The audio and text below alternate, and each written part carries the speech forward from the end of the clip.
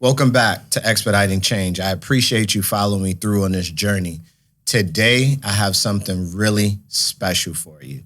Listen, you are going to see the power behind my portfolios, the power behind my strategy. When you talk about long-term investing, you talk about compound interest, I was just a little pup and had no idea what that meant. But if you've seen my first pilot, not to brag, just to show the power of investing in the stock market, I mentioned $1, $2, $3 million stock portfolios. So you are in for a treat because I have the GOAT, the myth, the man, the legend, my mentor who took my stock portfolio from, let's call it pennies to millions. Mr. Roger Strother, coming up soon. Why is it you really want to preach, boy? I want to teach more, because I'm experienced. If you can learn from... I'm blessed to be here. Raj, how are you feeling today? Feeling very good, thank you. Good. Let's talk to the people. First, why don't you introduce yourself? Roger K. Strother. Born and raised in Buffalo, New York.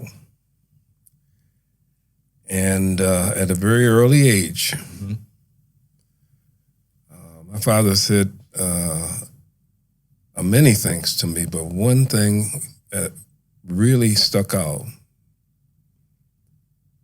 Roger, I want to show you how money can make money. While you sleep.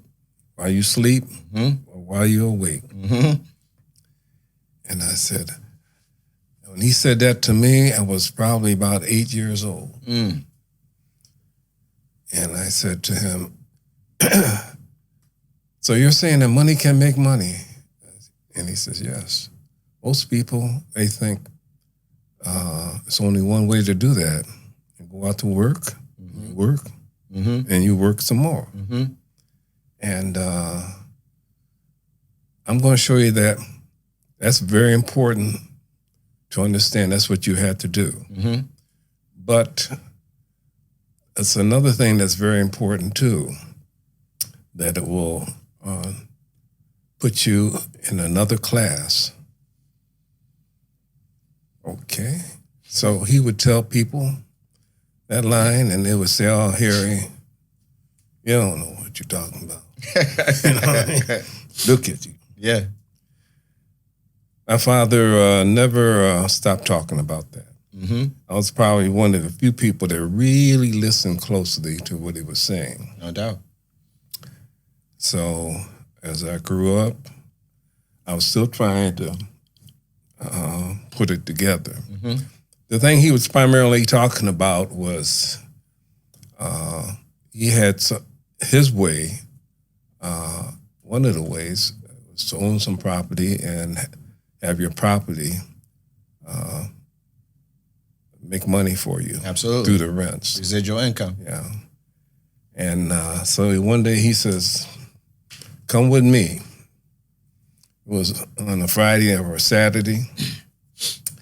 And we went to a piece of property that he had that happened to be located on the same lot.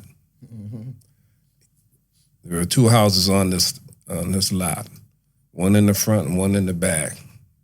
The house in the front part of the lot, single family, and he converted every room in that house to a single room. Yeah. So dining room, put a door there. That was living room had a door. Yeah. You know what I mean? Maximizing the space. He had a large closet in on the second floor. Yeah. He put a door there, and that was a room. Yeah. Only had a cot. So we went to collect some rent. You knock on the door, and the person would come and give him the rent. Yeah. And as we walked through the whole house, that's what occurred. And when he was all finished, we went back to our house in the back house. He had a whole handful of money. You see, now this is what I'm talking about. Cash on hand, cash on delivery, cash on pickup. But that house in the front is making money. And it so happens that we have a mortgage on this house, so it's paying the mortgage. Yeah. So we're living rent-free. Now, that really caught my attention. Yep. Wow. Most people are paying for their mortgages. Yep. Or paying rent. Yep. And we're living here without paying anything on this property. Yep. And then one day, it was paid for, and then it's totally free. Yep. Well, it's totally free. It's all income generating now because you're getting those rents and you're not paying. And you're not paying. That's right. So that for me was very important. I didn't realize just how much it was going to mean to me because I was around a lot of people, of course, in the neighborhood. Older people, younger people. You know, I'm talking to everybody all the time. I'm seeing how people would have to live. Yeah. And in the house, there were a lot of people that were renting. They were coming to Buffalo from the South, many of them. And so it was a continual process where people would come, rent, and get on their feet, that kind of thing. So for me, I didn't know what it was exactly that would always. I was intrigued by the idea of talking to people and what I could learn from them, and I had to figure it out. By that, I mean.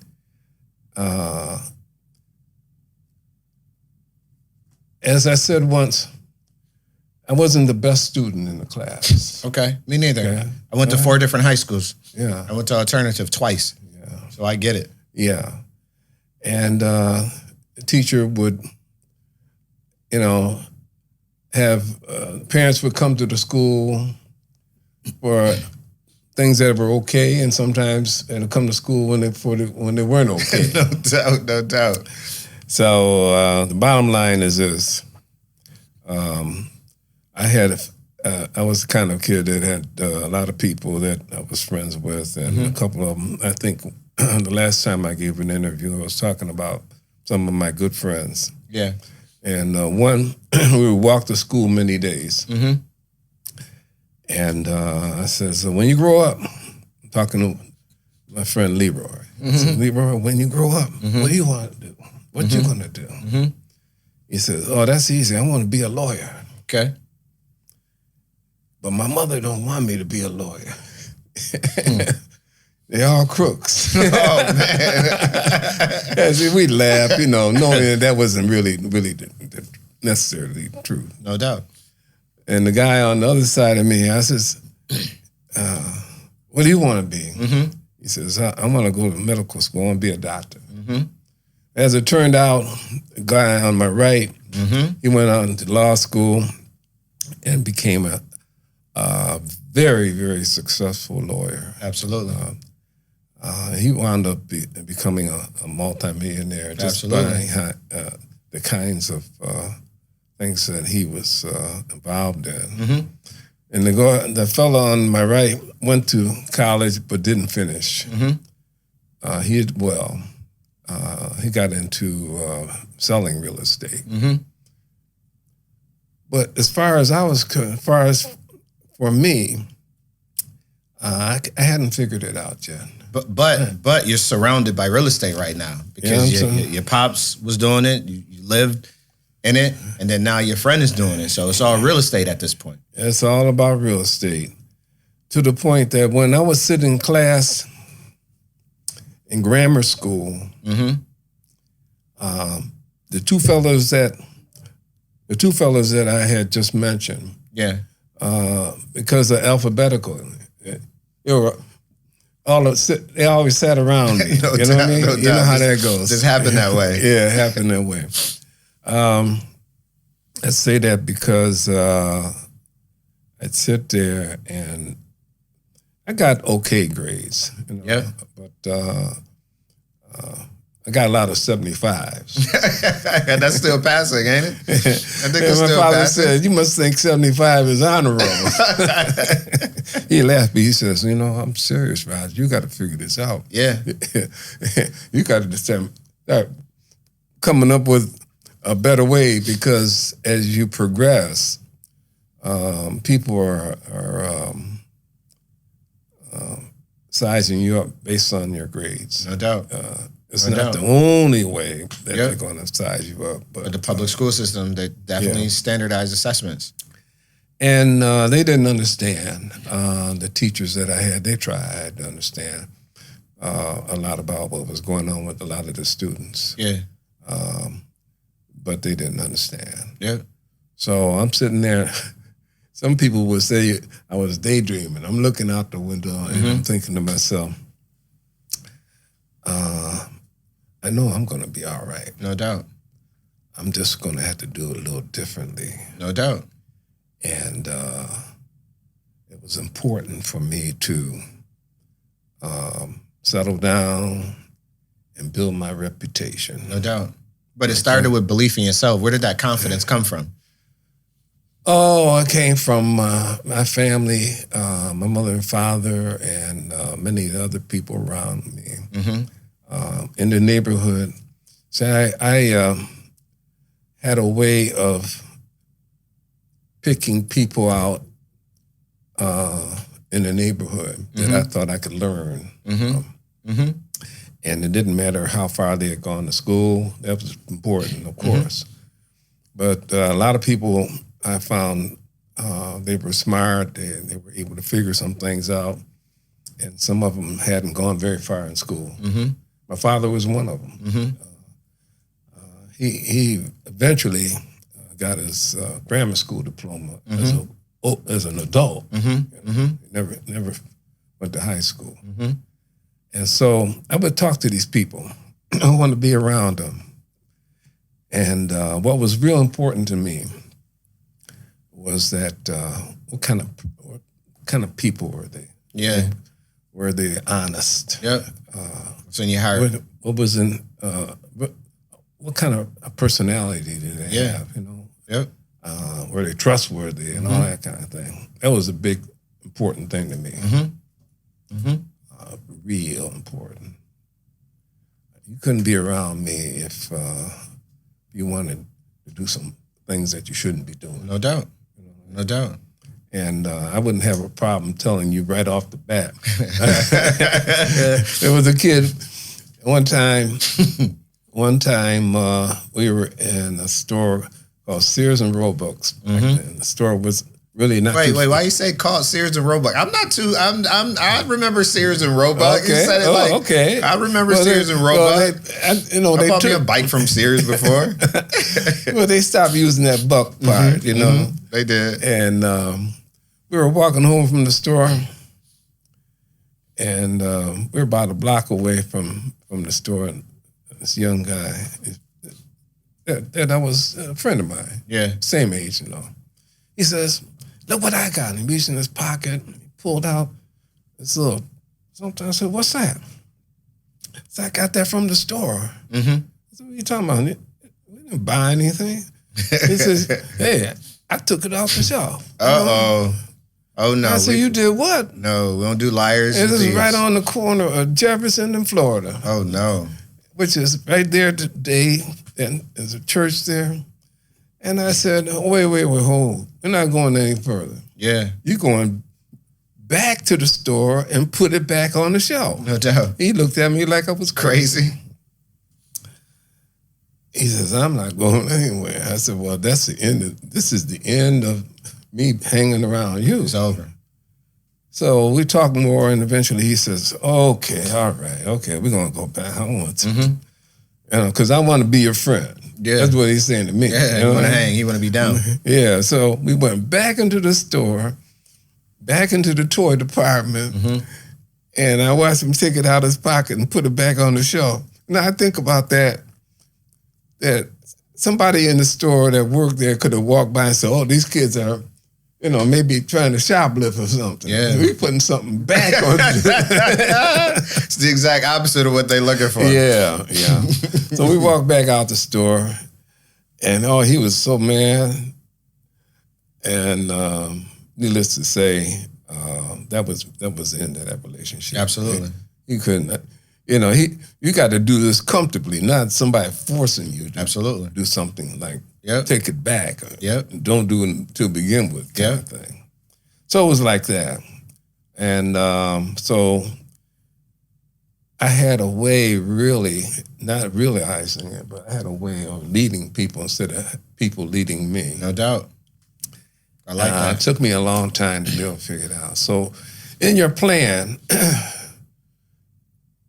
what I didn't realize it then, but I realize it now, you had to make a plan. Mm-hmm.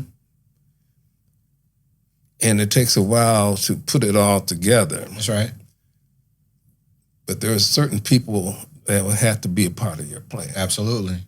And they can be grown people. Yep. They could be people your age. Mm-hmm. But it's important that you don't let some people that aren't the right people lead you. Yep. Okay? Yep. And sometimes you had to straighten them out. I had a mentor that at one time I looked up to him because he was like 10 years older than me. Yeah. And I really, really had a whole lot of respect for him. Mm-hmm. He was very successful. I won't go into what he was doing because it might describe. Somebody say, I know what he's talking about now. No doubt. You're going to keep him anonymous. Yeah, I'll keep him anonymous. But anyhow, I really looked up to this guy. Yeah. He was successful. Mm-hmm. He very smart, mm-hmm. very intelligent. Mm-hmm. And I like the fact that he was able to figure it out and make it work. And then when he got out of the service, because the service played a big role in making the decisions that he made. Yep. Went on to become very successful, right? Well, then what happened in his marriage? Mm-mm. He had another woman in his life. Uh-oh. He inviting trouble. Yeah. Inviting the devil. And then when it all came out, he broke the heart of his wife. Mm. She was a very good person, mm-hmm. and everything they had put together, she played a real big part of it. It worked together. Yeah. But then when that happened, and when I found out about this, he was the kind of person that I would do a lot of listening to and follow because I had that kind of respect for him. Yeah. Well, he saw another side of me. No doubt. No doubt. He was steady on the defense. Yeah. He was trying to defend, well, it was like this and that, not like you think, blah, blah, blah, blah. Yeah. I wasn't hearing it. No doubt. Now, what? So is this because, did you feel let down, hurt? Like, what were you feeling at the time? Let down and very hurt. Honesty is very important. No doubt. And trust. Yep. And I knew his wife quite well. Mm-hmm. I had a very nice family. Mm-hmm. And he spent a lot of time with me. I was over his house almost every night. Mm-hmm. Mm-hmm. Okay? Mm-hmm. So if you get the picture, somebody when you're like 20 years old, this person's 30 years old. Mm-hmm. You know what I mean? Mm-hmm. And I spent a lot of time with him. Yep. I learned a lot from him. Yeah. But integrity It's key. is a big, I guard that jealously. No doubt. Okay? No doubt. And when I found that out, we're still friends. Yeah. But when I finished talking to him, The relationship was dynamically changed. Dynamically changed. Yep. You know. Yep. So those are the kinds of things that as you live and go through life, Yep. You begin to see what you really like or what you really want to be. Mm-hmm. So integrity wound up being a very, very big thing Good. for me. Good. It's a good value. And to have. so consequently, everybody has who they are without realizing who they really are. The other people are making judgments. Yeah. And, you see them at this event yesterday. Yeah.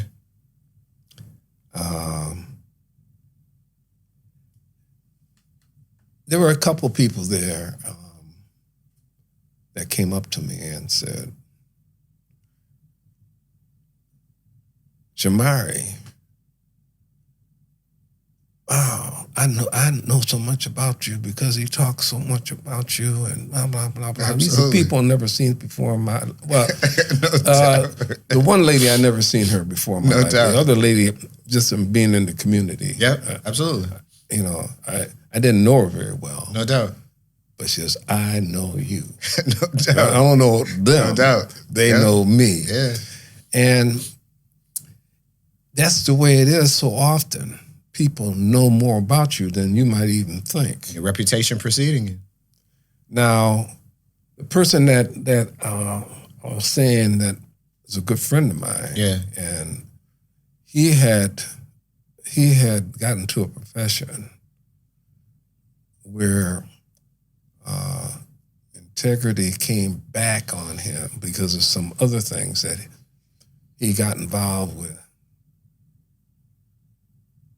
And I said, wow. The first thing was this, and now it's another thing. Yeah. You know what I mean? And things were so bad, he had to leave town. Oh, that's not good. That's never a good sign. You know, it was in the newspaper. Yeah. You know what I mean? Yeah. And, wow. You see, Roger? Integrity is something he's messed up. Yep. Yep. Okay? Yep. Now you're in trouble. So now, as you progress through life, now you're getting out in the work world. Yep. And my situation was such that I, for a long time, didn't know in my early working days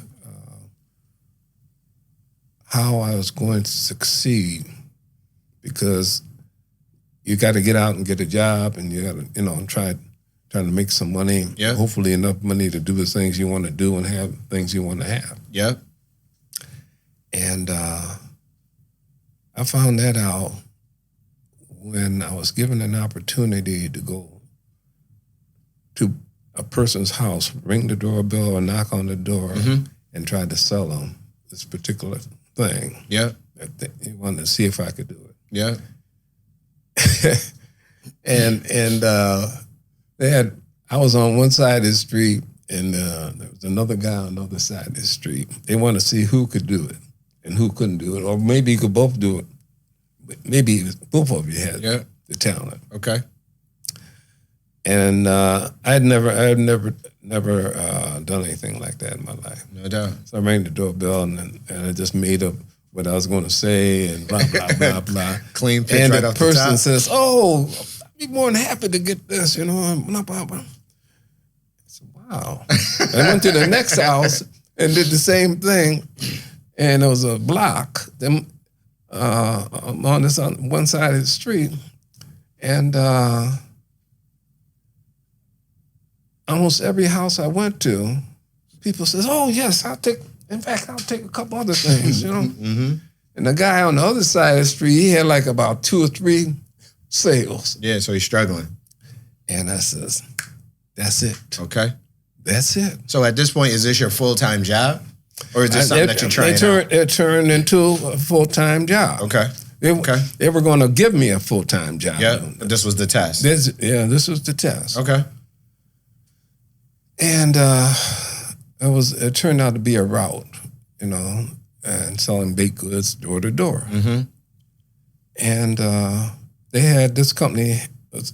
This company had about 200 routes. Mm-hmm.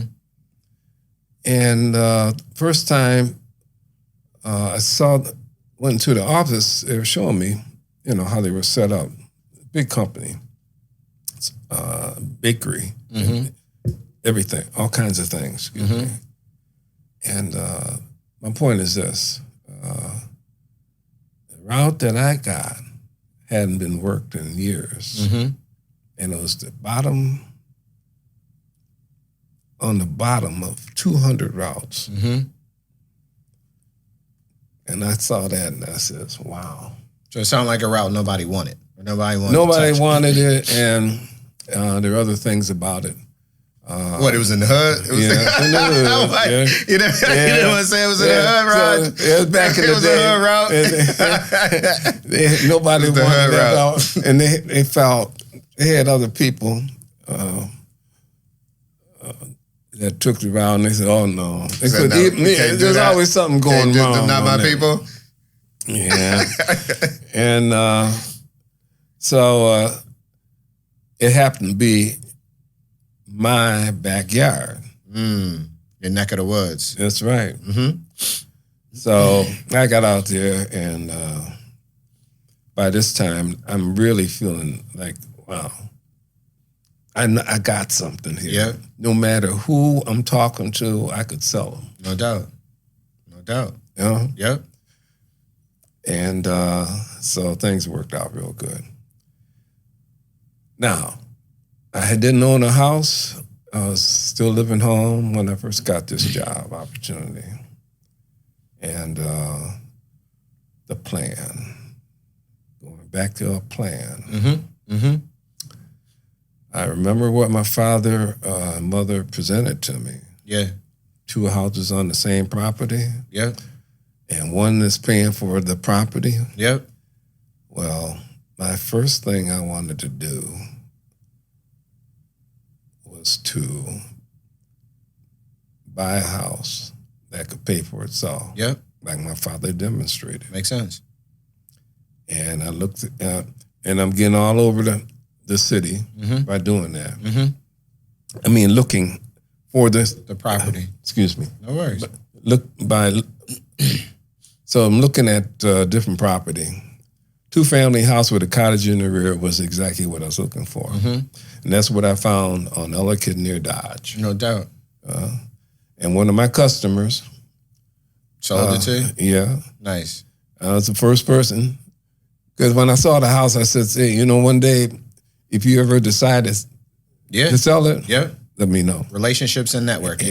Yeah. That's how it worked out. Yep. And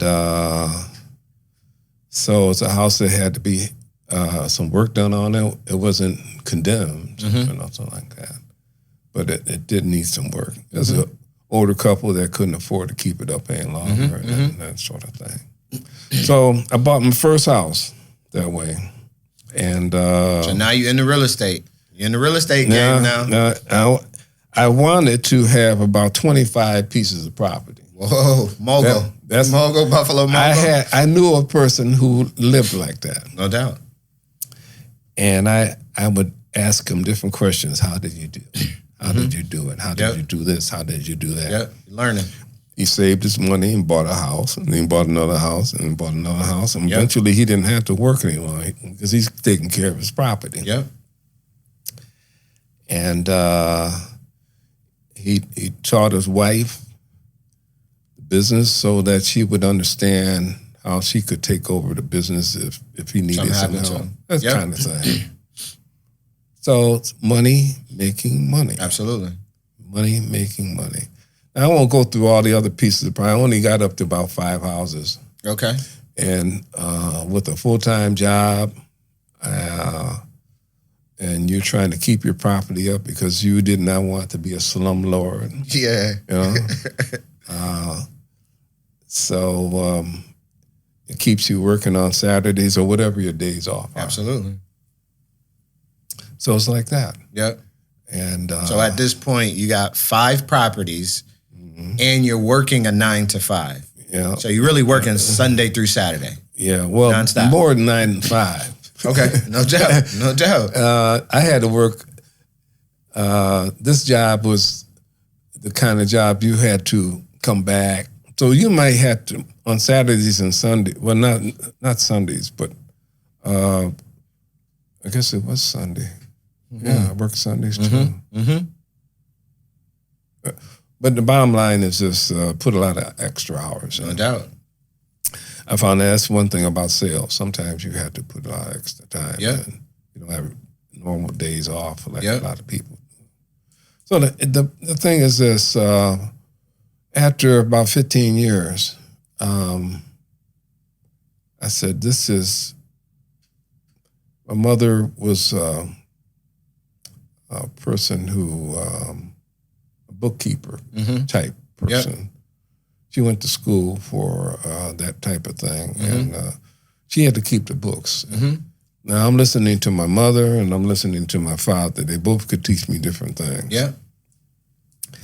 And my mother would say, you know, your father thinks he's making a whole lot of money on these houses, but he isn't really making money. He's just, you know. Yeah, She's looking at the math. He's looking at the bottom line. No doubt. So the thing is this, I would listen to her good. And I says, you know what?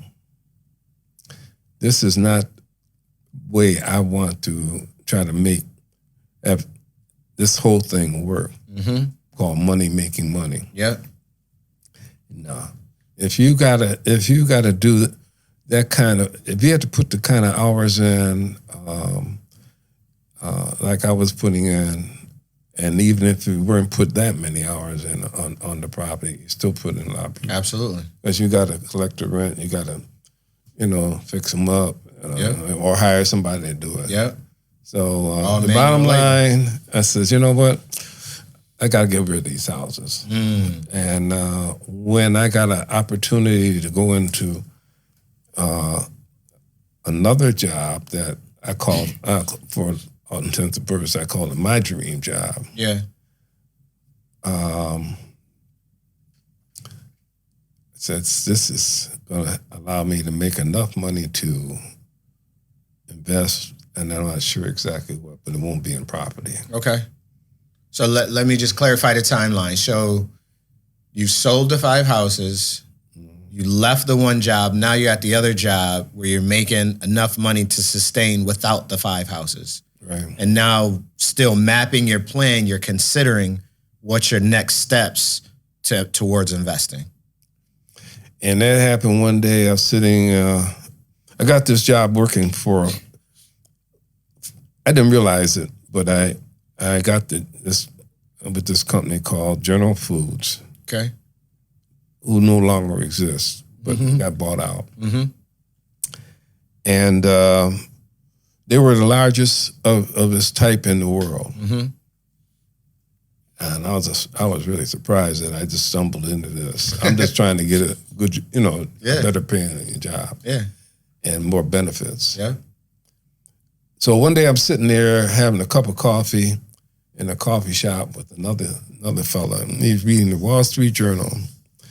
And I asked him, what are you reading?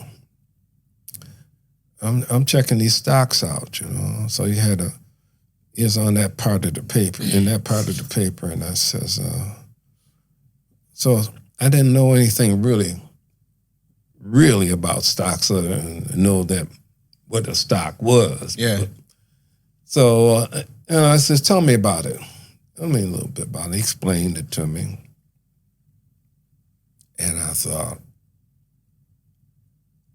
that's it. That's it. You mean to tell me if I can make a decision on what to buy when it comes to this, Yeah. I can just sit back and I don't have to do any work. I don't have to fix up nothing. I don't have to chase down anything. You know what I mean? So right away, when I left that coffee shop, I went to a supermarket, magazine section, looked at, instead of sports magazines, I'm looking at business section, business books, you know, Fortune magazine, Money magazine. And then I went to the library. Yeah. You know, it started building up like that. Learning. And I said, hey, this is... Now, the company that I was working for would give people the opportunity to buy shares in the company. They had a lot of different names for it back then. So I says, I'm going back to my upbringing. My mother was a systematic saver. So was my father. And so I says, I don't know much about this, but it's going to be easy to do. It's going to come out your paycheck, whatever I'm saying I want. It was only the company shares that you're buying. And so I said, I'm going to take out 3 or 4%. I forgot exactly what it was, percentage-wise. And just to try it out. And the company wasn't doing very well. I understood that. I didn't understand it as well then as I do now. But things were in a recession period. Everything was down, and my company stock was down right with it. I just kept, it's coming out. Put in. Automatic. And after a few years, things turned around. And something that I was buying for $10, $15, went to 30, 40, 50, 60. Next thing you know, it was 100. Power of compound. And now we aren't talking in 1 year. It's went over a period of time. Wow. Now, before it started getting way up there, I'm telling you, take more out of my paycheck. Absolutely. And but the thing is, money can make money. Absolutely. While you sleep, while I'm sitting here talking to you. Absolutely.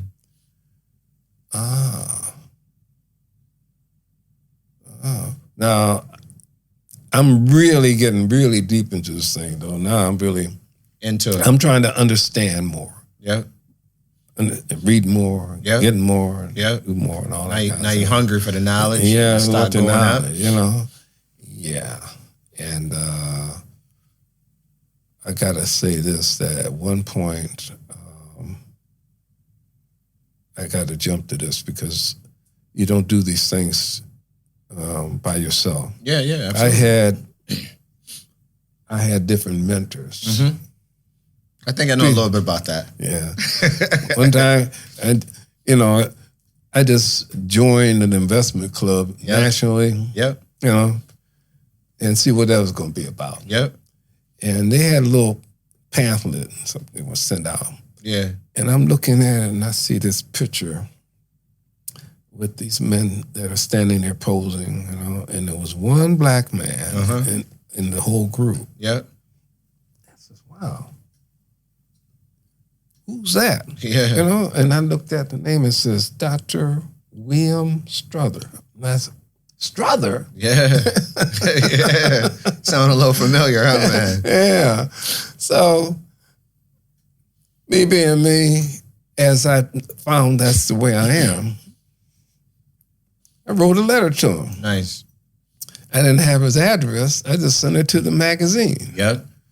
Well, the magazine people were nice enough because they don't necessarily always do this. But they found the man's where he lived.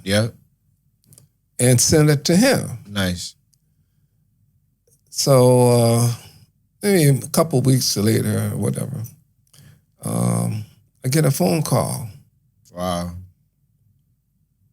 May I speak to Roger Strother? This is Dr. William Strother. I almost dropped the phone. You know what I mean? And that began a thing where he took me under his wing. Nice. And it didn't take long. I mean, after meeting him that way on the phone, about 4 weeks later, he was driving to Buffalo. Nice. He lived in New Jersey. Nice. He was a retired professor at Princeton University. Okay. He had no children. And so him and his wife got in their car. He had a nice, big, comfortable car. He used to drive everywhere he wanted to go with his car. So wait, was it same name, no relation, or were you No relation. No relation. We made it. We made it. You made it. You became family. Yeah. Became it family. was same part of the South. Same part of that way. Yep. But it was like a lot of families, and his family was a lot like my family that came from Virginia. Yep. And never looked back. You know, they went where they went, which for my grandfather was New York State. His family, it was a different situation. So we became very close. I'm talking long distance a lot. And so Dr. Strother was a very important person. Nice. And he, along with another black man who, with this company called General Foods,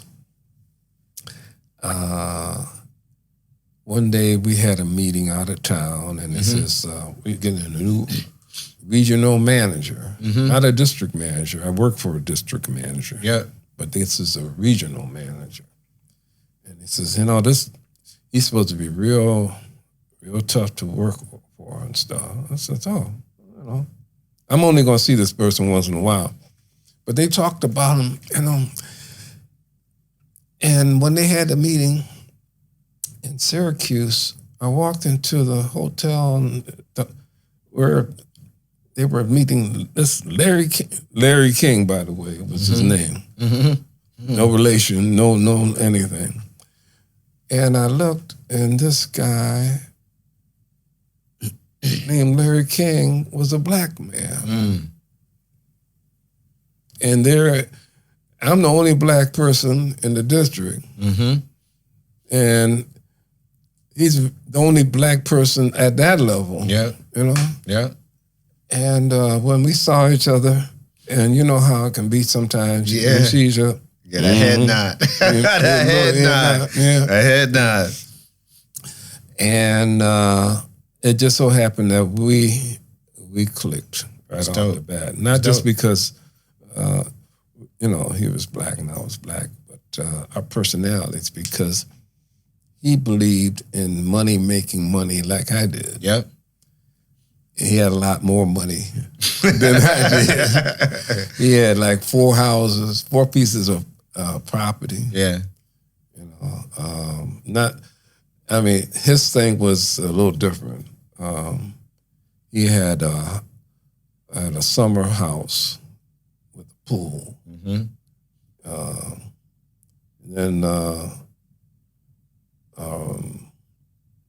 He kind of like country. He bought a piece of land and go to the property he had out in the country and work that. Then he had another house out west, and it was like that. You know what I mean? And but he talked about the opportunity that many of us miss because we think our job or our career is it. Yeah, absolutely. Yep. And he was a stand-up guy, and so he had people with the company that didn't, in high places that didn't necessarily like him. Yeah. Yeah, but this guy, he was very successful at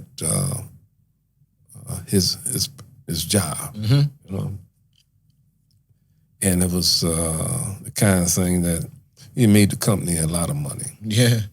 But one day,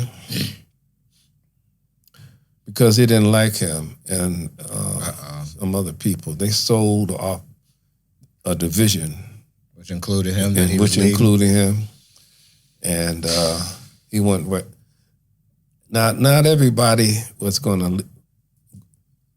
It was like 300 folks, Yeah. salespeople, Yeah. around the country, Yeah. and I was the only one in my district Yeah. that didn't go. Mm. Not just because I was black and they wanted a black person. This is about money. Okay. So you were bringing in the sales. I was one of the top people in sales. Top producer. That's right. Okay. And so, and he definitely was one of the top people. Yep. But they really, really, really wanted to get rid of him. Mm-hmm. The Larry guy. The Larry guy. Yep. Okay. Yep. And so I wound up staying. Mm-hmm. I had to go and learn some new things because now I'm going to be in a whole nother territory. Yep. A whole nother district kind of thing. Yep. And but we stayed together because he knew I was trying to figure this out and make it work. Yep. Because my end game was going to be, eventually he left when they got rid of him to the new people who bought the company. It interrupted his plan a little bit, but he was going to leave the company anyhow because he's going to live off of his investments because he was in the stock market as well in a big way. Now, did he mentor you as well in the stock market? A little bit. Okay. A little bit. By this time,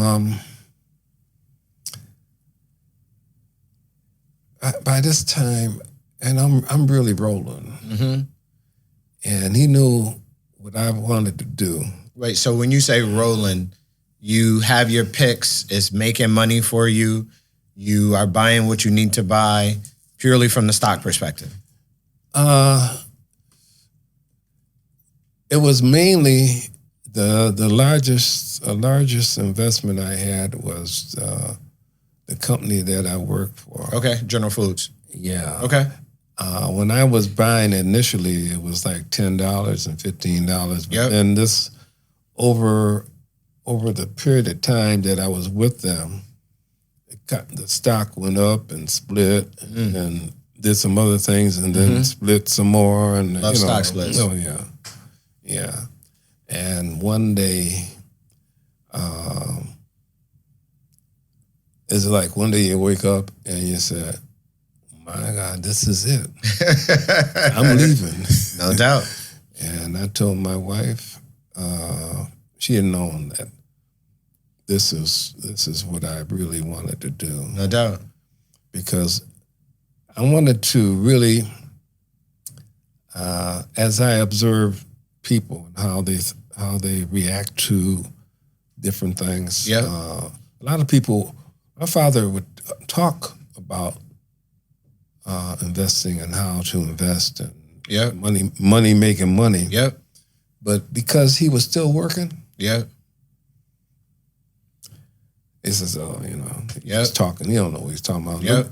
Look, he's still working, isn't he? Yep. You know what I mean? Yep. That kind of thing. Absolutely.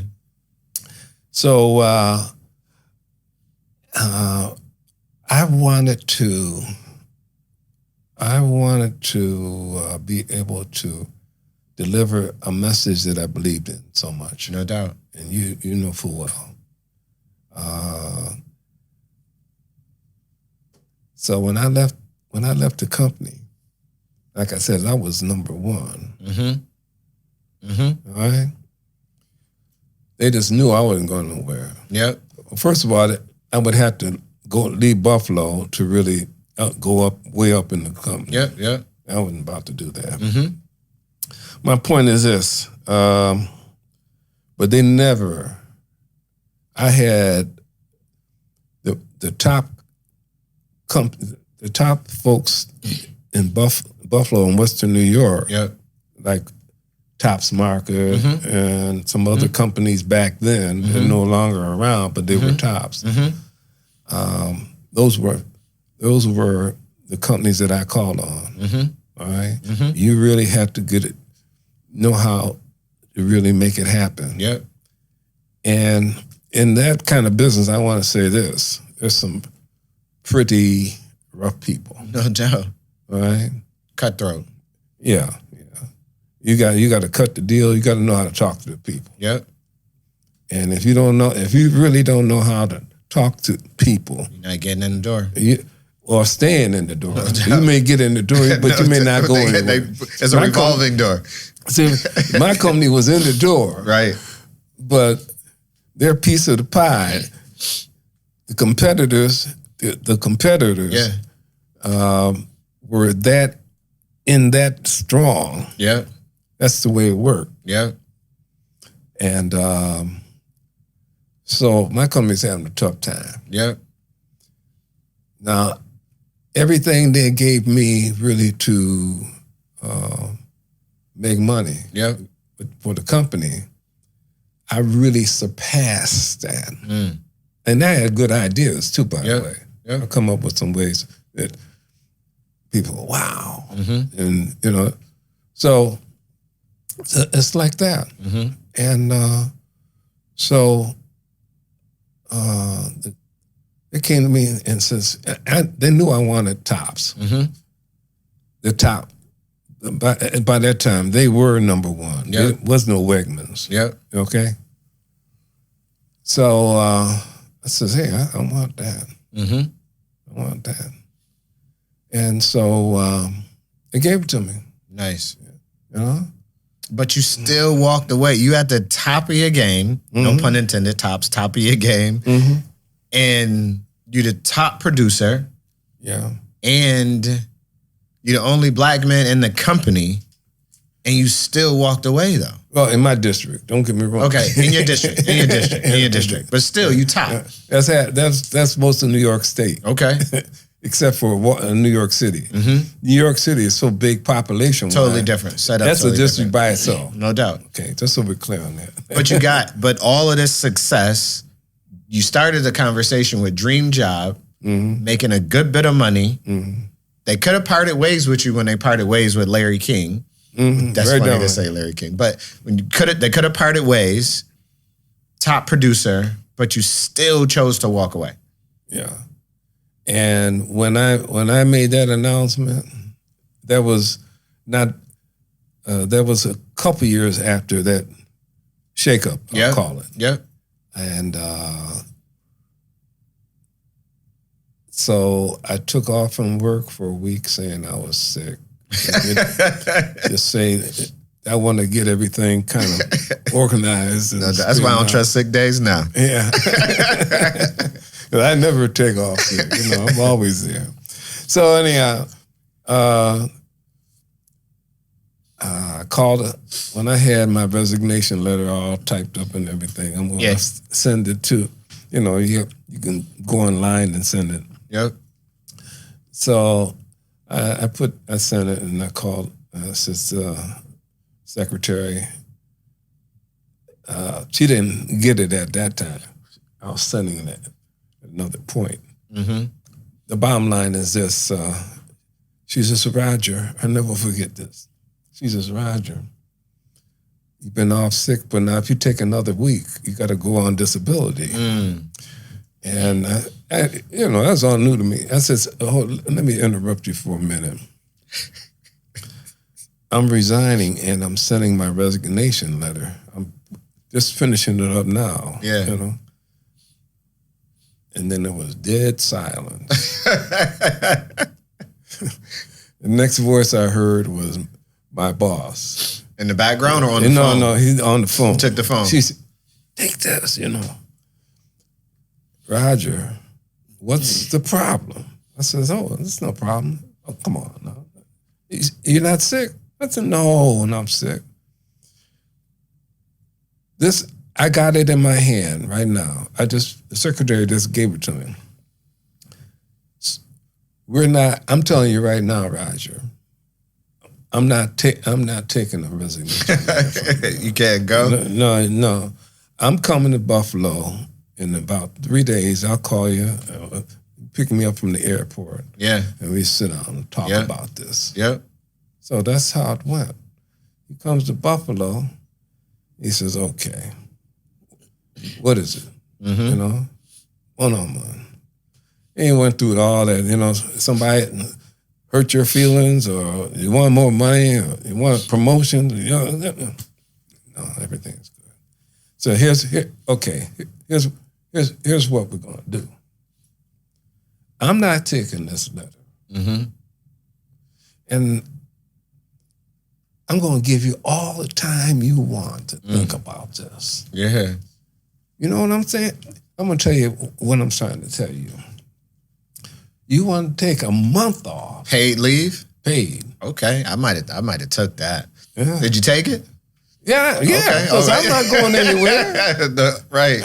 You're going to pay me while I think about it. Right. So now, we'll put somebody in there to cover for you and everything. You know how that works. Yeah. I said, okay, that sounds good. Yep. So he would call, like maybe a week later, and he says, "You still want to leave?" Yeah. So yeah. So we're gonna give you more time. Oh my goodness. Hey, now it's like 1 week. Make it 2 weeks, 2 more weeks from us. Wow. From right now. Wow. I hope none of my employees have that expectation. So anyhow, the next time he says, okay, I'm coming to Buffalo. Mm-hmm. Again, we're gonna sit down and talk some more. For the second time. Yeah, second time. This time he brought somebody with him. He brought back up. Back up. So we talked about it. And he says, no, you don't understand. I'm not mad at anybody. Yep. Well, no, I'm not mad at anybody. Mm-hmm. He says, come on. It must be something. I mean, you got the accounts you want, you got the money you want, and you just say, no. Right. You got the top. I'm going. How can you live? I mean, you're not old enough to retire. You only been with us 15 years. Now you now you're in your pockets. Now you're counting your money. Yeah. So the bottom line, take some more time. Mm-hmm. He says, I finally said to him, it's been about a month now. Yeah. I finally said to him, hey, now look, no announcement is even made because you're saying you're not going to take the resignation letter. Yep. Well, I'm just dying to tell some people. Absolutely. Now, you know what I mean? Absolutely. You can give me some more time, but I got to tell, I got some friends with the company. Yeah. So the bottom line is he says, okay, all right. Let's talk about the breakup here. Mm-hmm. You want the car? No, I want the car. What? Not totally free. Yeah. A real good deal. Yeah. Okay. The computer, no. I don't want anything. Yo, this is crazy. Okay. I've never got that treatment when I left a job. So anyhow, they finally said, okay. Both of the guys were sitting there. I said, hey, okay, what do you want? Go. Yeah, what do you want, to take with you? Right. Okay. I says, this is easy. My favorite cereal is Raisin Bran. Yeah. I want 2 24-pack. That's big. Yeah. Cases. Right. And he said, is that it? That's it. Not that I don't like the other stuff. Right. So anyhow, the bottom line is he says, okay, you don't want the car, nothing. Oh, by the way, I says, I've been around here long enough to know that when you leave in good standing, the person would be given a going away party. No doubt. You know? Yeah. You say you're not retiring, but I don't know what you call it, but is that what you want? I says, yeah. Yeah. I'm glad you brought that up. Yeah. He says, we'll give you 2 parties. What? One in Buffalo because they're across the state. Yeah, okay? Yeah. And then one at corporate? Yeah, up there around Albany here. Yeah. Okay. Yeah. He says, still don't understand. I says, I'm trying to tell you that I'll be able to live and do things and have a good time. Yep. Yep. Whatever things. Yep. I wasn't sure what I wanted to do. No doubt. I just wanted to show people. Yep. Show people. Yep. That this thing, that money can make money to the point where you don't need to have a job. Absolutely. That you know what I mean? Absolutely. That was really important because when I walked into Top's headquarters and some of the other companies I'm announcing, and now they know. I'm telling them I'm leaving. Here's the guys going to take my place. Okay. They're just like,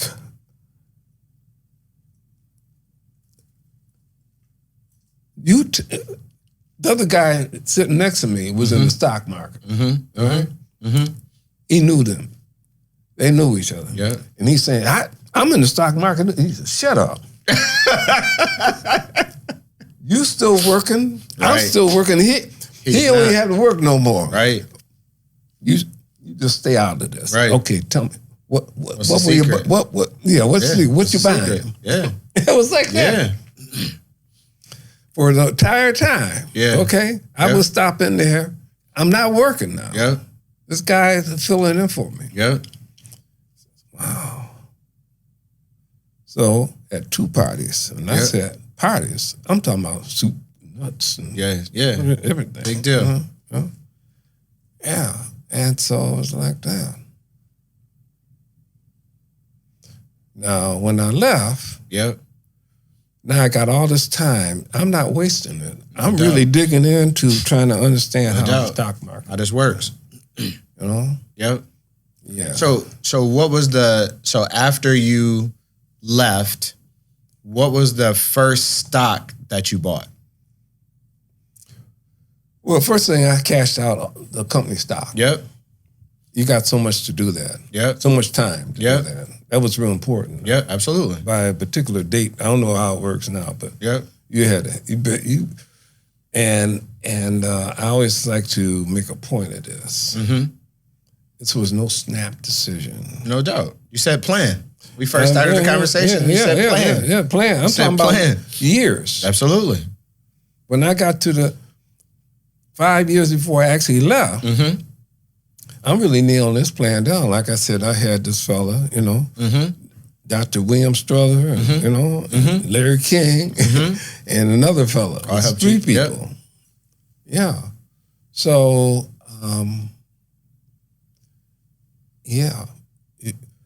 and you want to have it so you understand how much money you need and the thing you never thought you would have an emergency for. Absolutely. Kind of money. Absolutely. Yeah. Absolutely. So you were good. Absolutely good. Yeah. I had these 3 individuals look at my plan. First time they says, oh, no, you ain't ready. Second time, no, you getting close. You had to iterate. Yeah, like that. Absolutely. Finally, 2 out of the 3, because they didn't get all 3. Yeah. 2 out of the 3 says, what are you waiting for? Yep. Oh, by the way, my father, when I broke the news to him, he hit the ceiling. to the day he died. He couldn't understand it. Sorry to say this. Couldn't until understand the it. day he died. Mm-hmm. He laying there. I still think it was the dumbest thing you ever did. No doubt. Yeah. No doubt. You know what I mean? Yeah. That's just, Dad. So that's the history behind it. What I want to do is I want to do like a word association. So I'm gonna pull my phone out. I typically don't use my phone in podcast, but I'm gonna pull my phone out because you've said some things over the years, and I want to get your immediate reaction to when I say the phrase or question or statement to the first thing that comes to mind. So I don't even want you to think about it. I just want, as soon as I say it, the first thing that comes to your mind. You ready? All right. Compounding. Compounding was a key thing in making this work. Mm-hmm. So I came up with a program from this man, Dr. Strother, and he was not too much into computer. Mm-hmm. But as you know, you can get it to add up and do things. So the compounding thing was key because your money has to compound in a particular kind of way. Yep. To make this work. Yep. And that was before I announced, not after I walked away and said, how am I going to make this work? No doubt. When I came up with that idea, I said, boy, it's like, yes. Yep. So you had already used compounding to your benefit to be able to walk away from your job. To be able to take away X number of dollars to live, and through compounding that I'm talking about, Yep. it just keeps growing and never runs out. No doubt.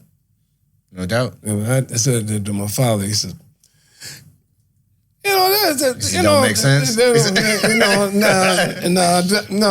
But you don't quit your day job. Right. That's his thing. Right. No doubt.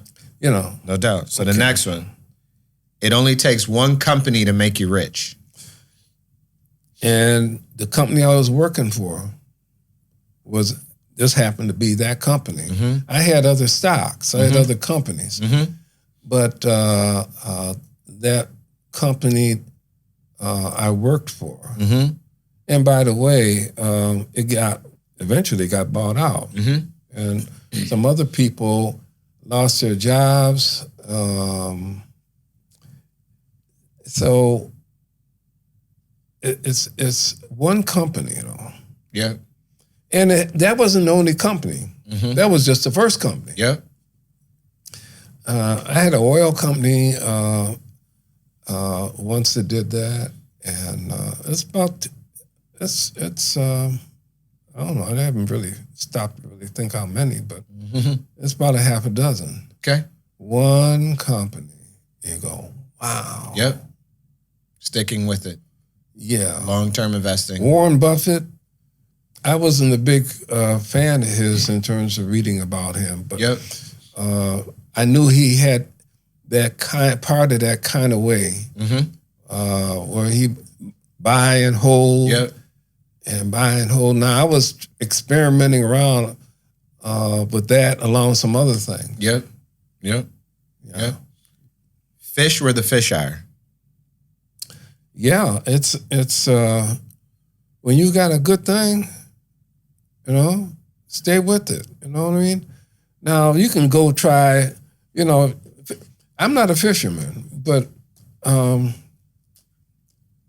I've known a few people, and they would go sit on the bank or whatever, and I remember having a conversation. I said, "Why are you here? Yeah. Why are you right here in this spot? I mean, why don't you go over there? Yep. You're sitting there all day long, Yeah. He's having a tough time. Try over there. Yeah. So he went over there, wherever that, just try some other spots because Yeah. I don't know. And he did well. This is what that says to me. Next time you come, you ain't gonna sit over here where you just like the way it looked. No doubt. You gotta go back over there where the fish are. Absolutely. You're wasting your time over Absolutely. here. That's how I look at it. Whatever your paycheck is paying you, whatever your company is giving you, your investments in your stock account should match or exceed it. Then you know this is really working right. And I talk to people. I remember, it's been a long time ago, but I was so excited at one point. I said, when I make $100,000 in this market, I'm going to quit this job. That was the dumbest thing. When, as you, later on, you go, how could I ever say something like that? But I'm admitting it, No doubt. And some people think, well, that's a long time ago. But Yeah. some people think 100,000, 200,000, you know what I mean? No. No doubt. No. When my stocks were surpassing what my salary was. Yeah. Now, isn't it time? Yeah. Because you want to make sure you're even further beyond that point. Absolutely. Because you have to go through a time when the market drops and all that sort of thing.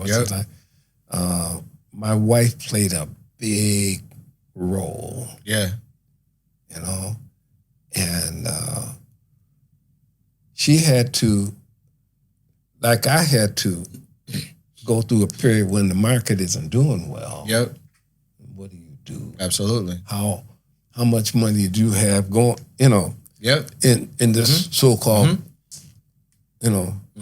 golden egg, or whatever you call it. No doubt. To feel like everything's going to be all right. Absolutely. And everything is going to be all right because what kind of situation are you in terms of it's what you owe? Yep. Yep. Your assets versus your liabilities. Yep. Yeah. Yep. Absolutely. Yeah. Do your own research. Well, I found out, I used to have, at different times, I've had people that, when that was pretty much the way you did it, you had somebody that was managing your money. Yeah. And you call up and say, say different things. He tell you this, and he's supposed to be like the guru. Yeah. Supposed to be. Yeah. Yeah. And then it didn't take long. When I left the company, he just knew that he was going to be the person that was going to have all my money, all that sort of thing. He didn't really know that I had outgrown him. No doubt. But he knew, well, he kind of understood that, but it really came home to him when I said, "You're fired." I'm done with you. I'm done with you. It's over. And he says, wait a minute. Can we work out something? Because this was a long time ago when discounts and stuff like that. Absolutely. You had to really go after trying to get the best discount. Absolutely. Yeah. I used to pay $9.99 a trade, and now it's free for everybody. Yeah. Which is absolutely crazy. You got it. I think this is the last one because we could sit here and do this all day, but shout out to Jamil Cruz and Cruise Control with 2 L's Media taking care of us today. You can't get wet watching other people swim. Got to be in the market. You got to be in the market. But I got to say that investing in stocks is not for a lot of people. No doubt. I always like to tell a story about my mother and my father. My mother was an investor, but we bought Apple together. Mm-hmm. It would be at least 35 years ago. Mm-hmm. Long for time ago. $10. Jeez, I wish I bought Apple for $10, man. You know? And my father, they both had some, in their own names. Mm-hmm. And my father bought some, my mother bought some. Mm-hmm. My point is this, my father had no problem with it, and my mother says, hey, when Apple had gone down at one point, and it come back up and went down, up and down, and my mother came to me and says, Roger, when it gets back to what I paid for it, yeah, I'm out of there. I'm out of there. I'm out of here. And I says, I understand. She bought for people that really want to buy something very safe. Yep. Buy bonds. Yep. Particularly government bonds. Yep. Treasury notes, United States savings bonds. That kind of thing. And that's all she bought. Mm. They knew her by her first name Mm-hmm. downtown at the bank that's no longer around there. Mm-hmm. It was the Federal Reserve Bank down there. So it's not for everybody. No doubt. And some people can get past the idea that it goes up and it goes down, goes up and goes down. I remember when the market dropped, pretty much, I was new. But this man named William Strother was in my life at this time. Mm-hmm. And when I say I'm new, I'm still new because I'm still learning a lot that I didn't know. And the market dropped. It went to a bear market. Mm. Now, a lot of people today don't know what a bear market really is like. A bear market is when the market goes down and stays down for maybe 6 months and maybe even be down for a year. And may be down longer than a year. And confusing 2020 with COVID because at a point they halted trading so that wasn't a real, you know what I mean? People felt that, but that wasn't for real. No. That wasn't for real. No.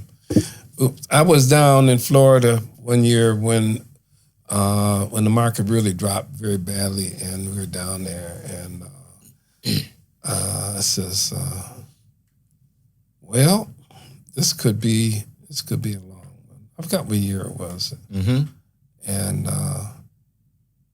my wife, my wonderful wife, No doubt. she says, hey, we have not been this bad before. No doubt. But I believe you're going to be all right. No I know doubt. we're going to be all right. No doubt. So we stayed down there. We were down there for 3 months, Yep. kicking up, having a good time. No doubt. Yeah. No doubt. That's when I really knew that my wife had that No doubt. the feeling No doubt. right about how to handle a downtime, because when it stays down for months, You gotta have a gut for it. yeah. Gotta have a gut for it. And one of those companies was Apple, Yeah. and so I'm not saying don't sell any of it. I trimmed it down. Mm-hmm. Mm-hmm. I trimmed it down as it was going down. I had a bad feeling about it, and it would be there. But I didn't sell all of it. Mm-hmm. I just sold a good part of it. Yep. All right? Yeah. And if you can do that, now the next one we're going to have A bear, a correction or a bear? a bear. I feel a correction coming. Oh, a correction is coming. Okay. We'll get that. But a bear, it's been a long time before you've got got into a bear. You know, you're talking about several months, and that's why I tell people now if you can do this, what you want to do is to keep your debt down. You don't have to even have no debt. No doubt. But keep your debt down to a point where if you had, especially like your mortgage, especially like your car, you know,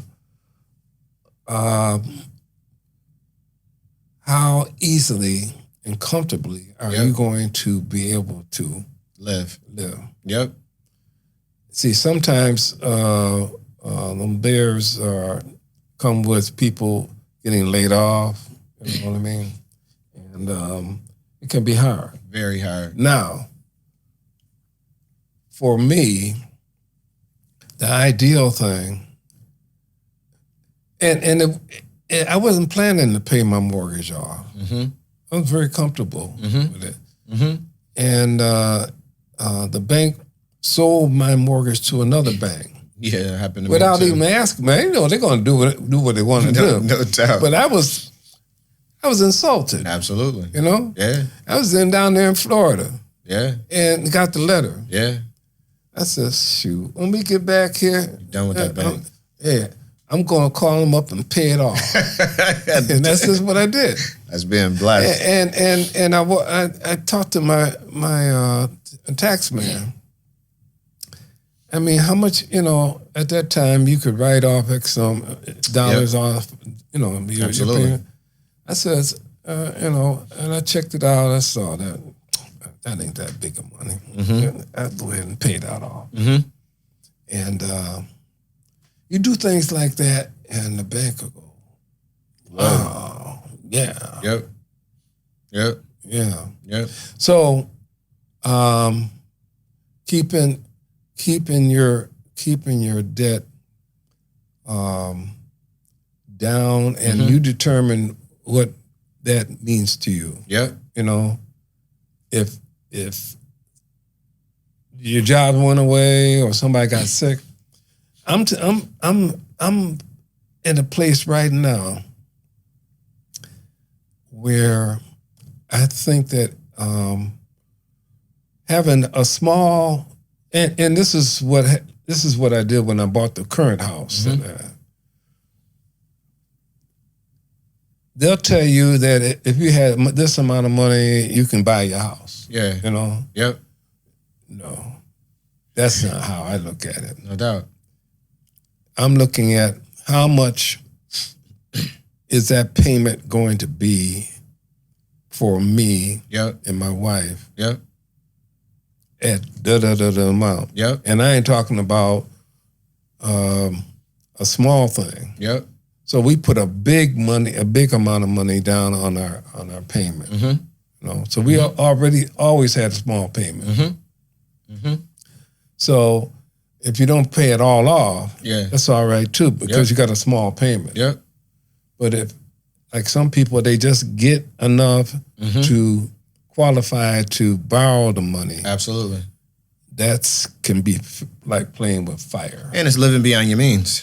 Living beyond your means, and because you know, it may be counting the fact that the wife is working and you working and the wife is working and other things. That goes back to a solid budget and having a plan. You got to have a plan. Raj, man, I just wanted to make sure I had the opportunity to give you your flowers while you were still alive. I love you. I appreciate you. This has been absolutely amazing. And I just want to say this, that this whole thing that I've been putting together for my life, okay? Going back to when I was a little kid, my father's talking about money, making money.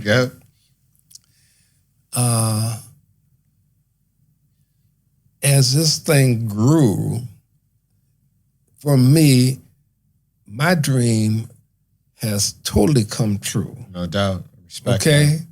Because people like yourselves are passing it forward. That's right. It's no good for me to have the answer and not make that part happen. So Absolutely. I can check out of here anytime and know that I got quite a few guys. Like you leader of the pack. I appreciate that. I appreciate it. But Humble. there's some other folks out there. Some of them most of them in Buffalo, but some of them are not even in Buffalo. I got a guy down there in Florida. No doubt. You know? Mm-hmm. And he ain't out there like you. Mm-hmm. You know what I mean? Mm-hmm. But he's passing it down, you know, that his circle of friends and relatives and et cetera. Mm-hmm. Yeah. That's really my dream in totality coming true right now. No doubt. All right? Absolutely. And I'm saying to myself, this is the school is taking it to a whole nother level. Appreciate it. We're just To a whole nother level. I'm just saying, hey, give me some people. He said, here's a whole school. No doubt. Yeah. No doubt. It's, but it's what I learned from you. It's what I learned from my mom. It's what I learned from my dad. I climbed a ladder of success, and there were individuals who held that ladder of success, and all they did was hold it. And when I look back, they told me to keep walking up it. So it is extremely uber crazy important for me to do the exact same thing.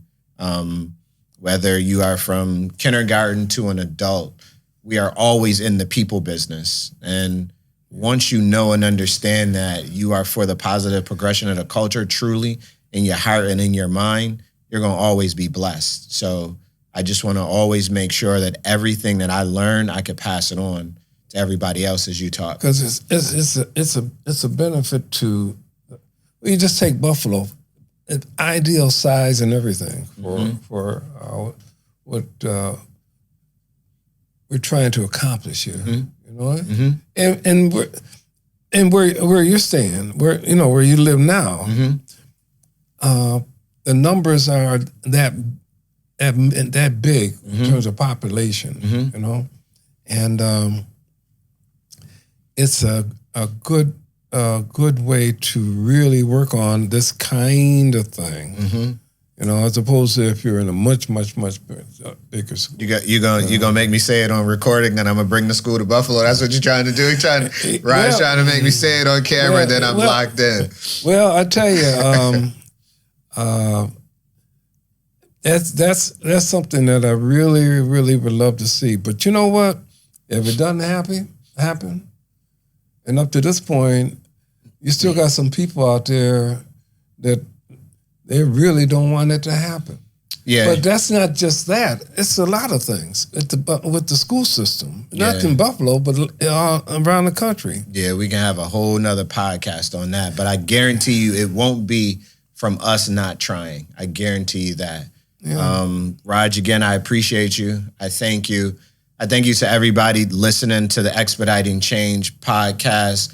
You heard a lot just now. It would be extremely difficult to sum it up, but I'll just take some of the key words and key phrases and things that Mr. Roger Strother has said to us today. Is that one of the first things he started off and had the confidence and the belief in himself first, regardless of what was going on around him and his surroundings.